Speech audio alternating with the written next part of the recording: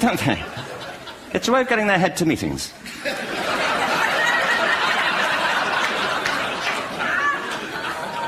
If you want real evidence of out-of-body experiences, by the way, get yourself along to a residential conference for senior academics and pop into the discotheque on the final night.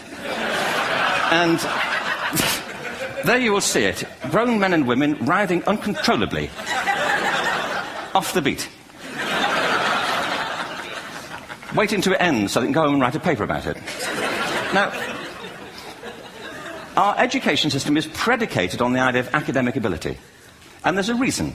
The whole system was invented around the world. There were no public systems of education really before the 19th century. They all came into being to meet the needs of industrialism. So the hierarchy is rooted on two ideas. Number one, that the most useful subjects for work are at the top. So you were probably steered benignly away from things at school when you were a kid, things you liked, on the grounds you would never get a job doing that. Is that right? Don't do music, you're not going to be a musician. Don't do art, you won't be an artist. Benign advice, now profoundly mistaken. The whole world is engulfed in a revolution. And the second is academic ability, which has really come to dominate our view of intelligence because the universities designed the system in their image. If you think of it, the whole system of public education around the world is a protracted process of university entrance. And the consequence is that many highly talented, brilliant, creative people think they're not. Because the thing they were good at school wasn't valued or was actually stigmatized. And I think we can't afford to go on that way.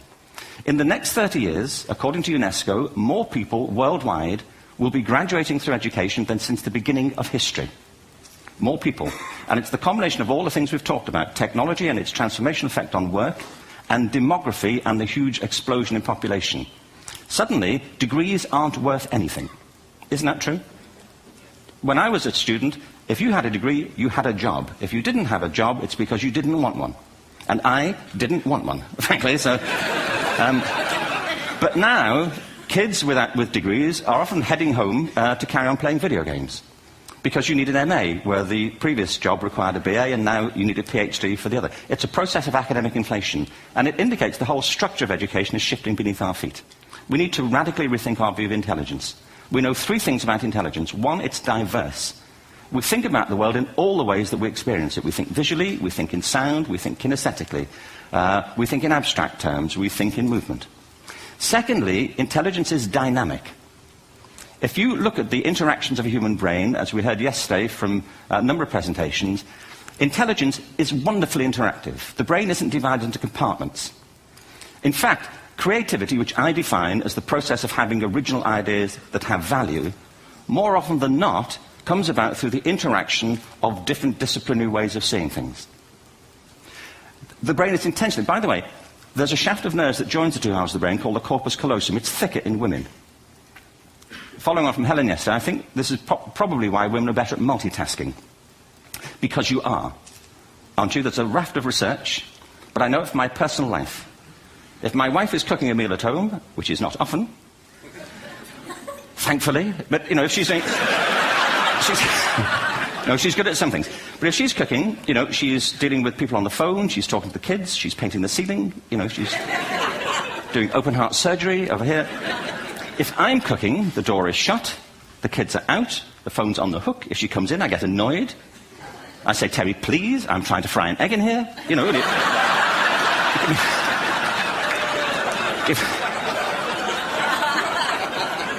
give me a break.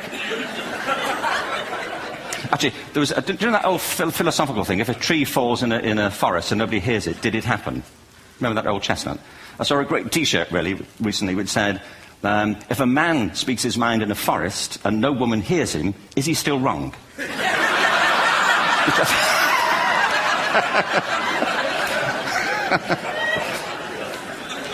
And the third thing about intelligence is it's distinct. I'm doing a new book at the moment called Epiphany, which is based on a series of interviews with people about how they discovered their talent. I'm fascinated by how people got to be there. It's really prompted by a conversation I had with a wonderful woman who most people have never heard of. She's called Gillian Lynn. Have you heard of her? Some have. She's a choreographer, and everybody knows her work. She did Cats and Phantom of the Opera. She's wonderful. I used to be on the board of the Royal Ballet in England, as you can see. And anyway, Gillian and I had lunch one day. I said, how'd you get to be a dancer? And she said it was interesting. When she was at school, she was really hopeless. And the school in the 30s wrote to her parents and said, we think Gillian has a learning disorder. She couldn't concentrate, she was fidgeting. I think now they'd say she had ADHD. Wouldn't you? But this was the 1930s, and ADHD hadn't been invented, at this point, so it wasn't an available condition. People weren't aware they could have that. Anyway, she went to see this specialist. So this oak-panelled room, and she was there with her mother, and she was led and sat on this chair at the end, and she sat on her hands for 20 minutes while this man talked to her mother about all the problems Gillian was having at school.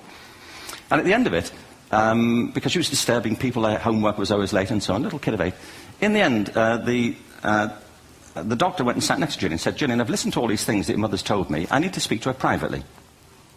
So he said, wait here, we'll be back. We won't be very long. And they went and left her. But as they went out the room, he turned on the radio that was sitting on his desk. And when they got out the room, he said to her mother, just stand and watch her.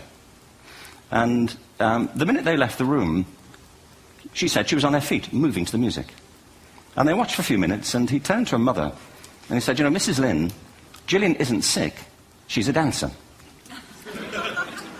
Take her to a dance school. I said, what happened? He said, she did.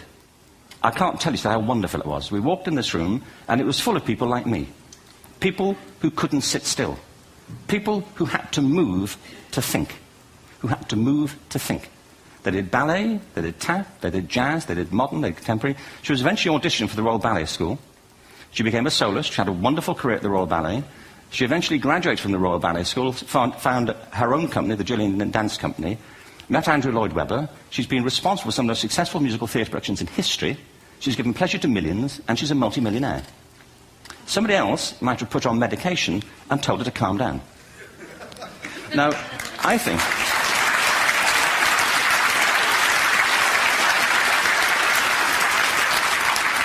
What I think it comes to is this. Al Gore spoke the other night about ecology and the revolution that was triggered by Rachel Carson. I believe our only hope for the future is to adopt a new conception of human ecology, one in which we start to reconstitute our conception of the richness of human capacity.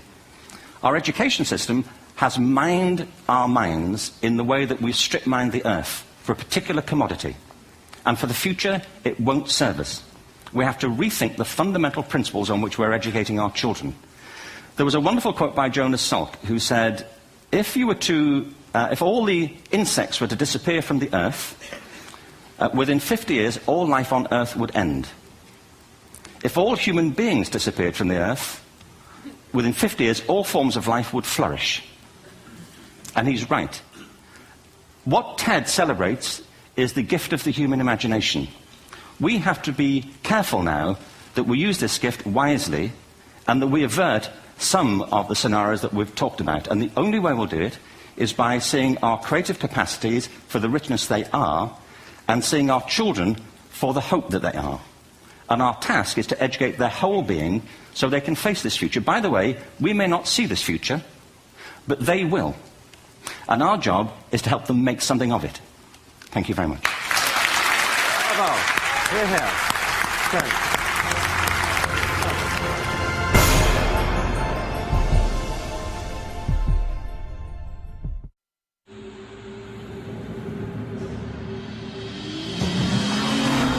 It's a sports car, yet a sedan. Powerful, yet fuel efficient. Modern, yet timeless. Introducing the new BMW 3 Series, our most advanced 3 yet.